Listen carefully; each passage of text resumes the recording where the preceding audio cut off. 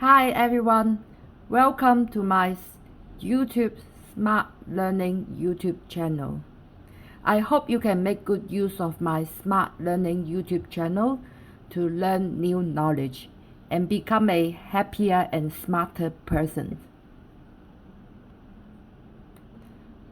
So I'm doing this video for education, and if you would like to support the production of this kind of video, yeah, I'm now accepting a donation. So I have PayPal and Venmo. If you want to PayPal me, my username is Wayne Fong. Or if you want to Venmo me, my username is @Grace_Rainier. Thank you for your support, and I will do more videos to help you learn more new knowledge. So in last video, we have been talking about the definition of globalization. In this video, I would like to review the different stages of historical development of globalization. By judging from a broader perspective of globalization development, that is transnational and transborder social exchange, globalization has long existed in human history. So in the early stage of globalization, it is the period before human beings attempt a circumnavigation of the earth. The characteristic of this period of globalization development is scattered and unsystematic international exchange. The major globalization activities during this period for trade, Asia export herbs and silk to Europe.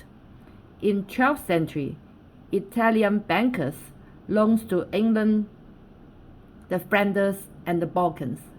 In the 16th century, there are transatlantic slave trade. For religion, there are some early stage of religious pilgrimage that happened in China. During the Tang Dynasty, Mount Tang had a journey to the west for Tripitaka.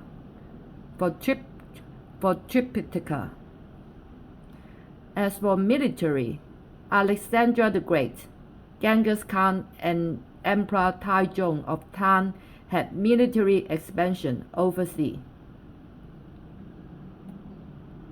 Now we go on to the period of the rise of Europe and colonialism. During this period, it is in early 16th century to 19th century.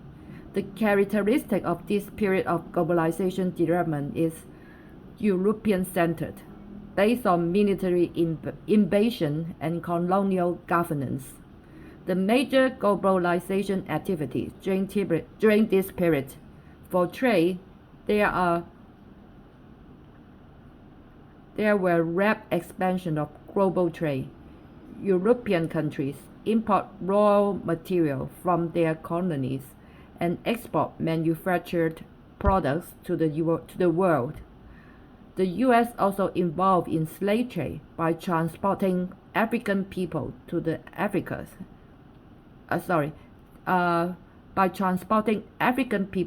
Americas. As for military, European countries make use of military invention to control Africa, South America, and Australia. They established colonial rule in these countries.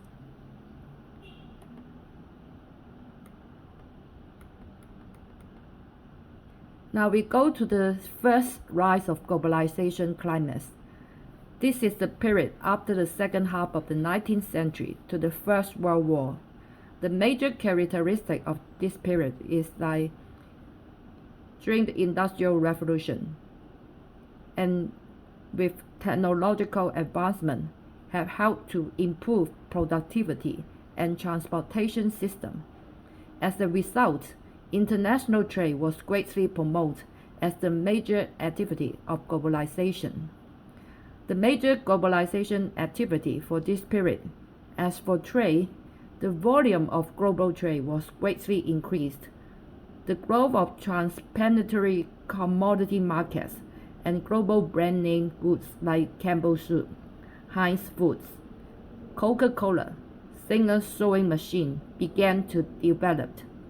As for finance, Transporter financial activities had greatly increased as the gold standard system enabled the circulation of currency around the world.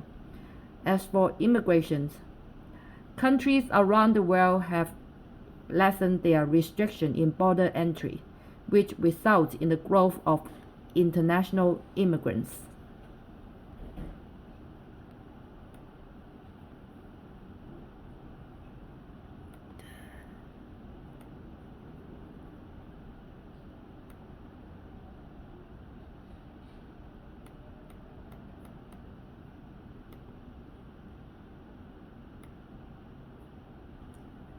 Now here is a summary in chronology of the first rise of globalization climax. It is between 1850s to 1920s. This is from Schulte in his book Globalization, A Critical Introduction, published in 2000. He had put down a chronology of the first rise of globalization climax. In 1851, there was a first World Fair. The Great Exhibition was taking place in London's Crystal Palace. In 1852, Coal, an American gun manufacturing company, established its first foreign manufacturing subsidiary in Britain. It was the first manufacturer to invest overseas in another country. In 1863, the first Transworld Relief Organization, the International Committee of the Red Cross, was established in Geneva, Switzerland. In 1864, the first Transworld Labour Organization, called the First International, was created in London.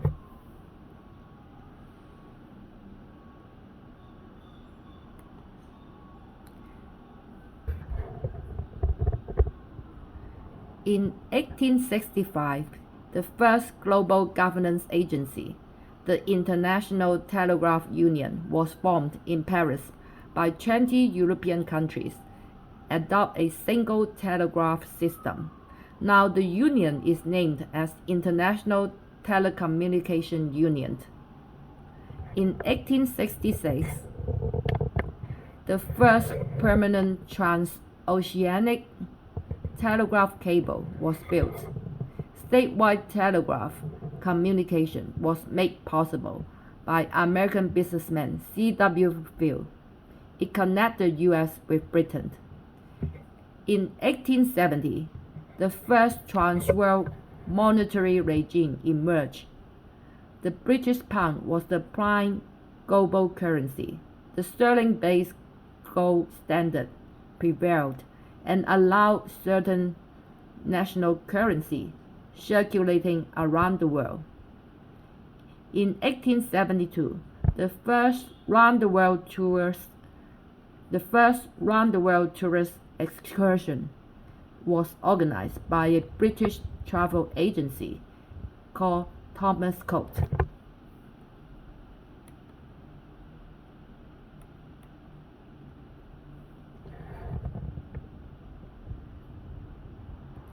In 1891, the first cross-border telephone connection was built. The first telephone line connected London with Paris. In 1896, the first global sports event, the world's first modern Olympic game, was held in Athens, Greece. In 1918, civil air mail service was inaugurated from Washington to New York in the U.S. In 1935, we had Trans-Pacific Air Mail. In 1939, we had Transatlantic Air Mail.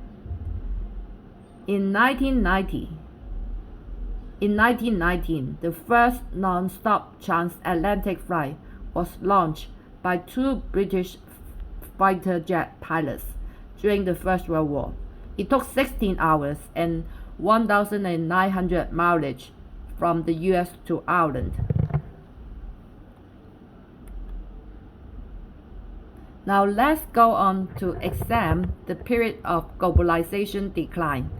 After the first period of globalization climax, we witnessed there a certain kind of a globalization decline. It is particularly during the period between the First World War and the Second World War. The major characteristic during this period of globalization was country adopt protectionism. The volume of international trade decreased, and countries regulate their capital flow. Activity of international finance became stagnant. The Second World War and Cold War. It was the period after the Second World War and towards the end of the 1980s. The major characteristic of this period of globalization was, during the Cold War period, the world was divided into two camps, with the US as the leader of Western democratic capitalistic countries versus the USSR as the head of Eastern undemocratic communist countries. International activities, particularly economic activities, were also separated by these two camps.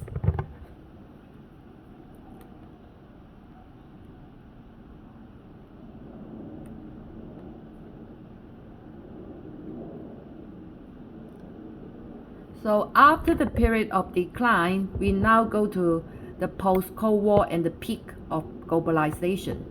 It was the period after 1989. The major characteristic of this period of globalization development was that globalization reached its peak.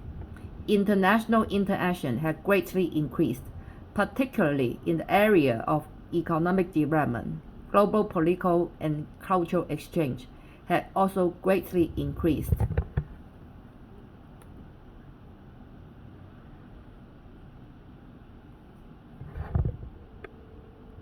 Now let's go to the historical background of modern globalization.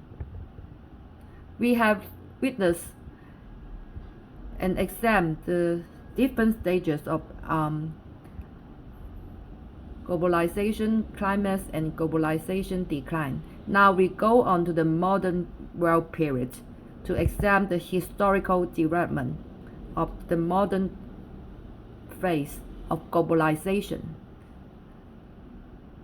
The rise of neoliberalism in the US and UK. In 1979, Margaret Thatcher led the Conservative Party ruling Britain.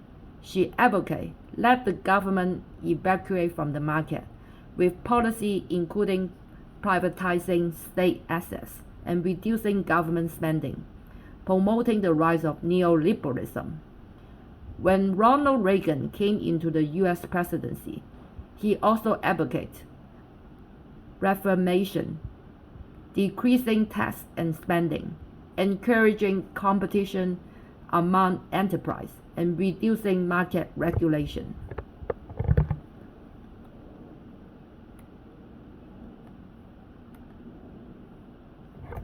Next is the dissolution of the USSR. When the US and the UK were implementing their reform, the communist camp, led by the Soviet Union, was on the brink of collapse.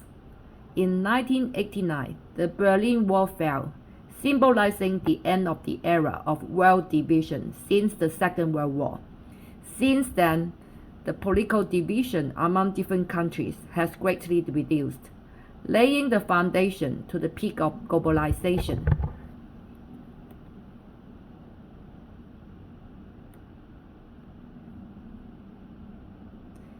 New competition and flexible production also contribute to the modern period of globalization development. During the early 80s, Japan, with its high production economy, was challenging American companies. American companies were forced to restructuring. An important result of enterprise restructuring is flexible production and outsourcing. Companies were no longer doing all the processes of production. They outsourced the process to lower-cost countries to increase productivity and reduce costs. thereby subcontracting processes to all parts of the world, forming today's global production network.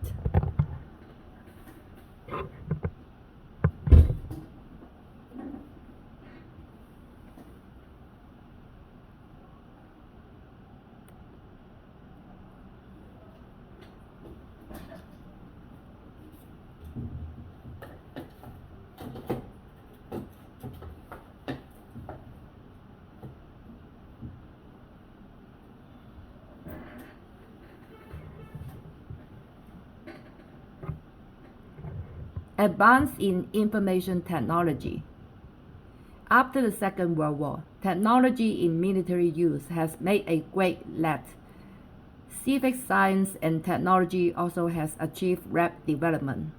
The development of computerization, the popularization and digitization of telecommunication have not only greatly reduced the cost of data transformation, but also greatly increased the speed and volume of transmission, allowing individuals and enterprise to maintain close contact with all parts of the world at low cost. Advanced technological development in shipping, civil aircraft, and containers have reduced the cost of cross-border transportation and become the foundation of globalization development.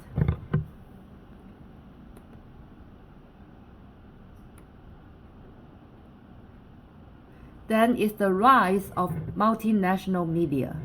During the Cold War period, television and radio were listed as regulated industry in many countries. With the end of the Cold War, which led to the end of political division among countries and technological advancement, electronic media such as satellite, the internet, and television have allowed the world to see and hear all kinds of things in real time. Such kind of development has greatly promoted globalization to grow rapidly. The reform of the capital market. The United States has only started to lessen its control over capital flow in the late 1970s. Since then, developed country has greatly deregulated its capital flow so that the financial market of countries around the world can be connected, making the development of a global financial market possible. Now, investors can buy and sell all around the world.